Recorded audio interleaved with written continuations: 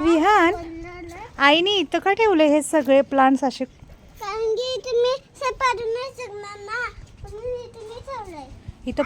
इथं पडू नाही शकणार म्हणून आहे बघा. आमचं बाळ सायकल चालवताना असं पडलं ना तर हे लागेल ना, हे कॉर्नर म्हणून. कारण की ती सायकल हलवा ना, वर नाही पाहिजे हां, तिकडे ठेवलं. म्हणून आईने काय केलंय, हा एल असा गार्डन बनवलाय बघा. इथून असा एल गार्डन बनवलाय है ना. सिया स्कूलला गेली आणि खरं तर हा कॉर्नर छान दिसतोय की नाही बघा, असं छान दिसतंय.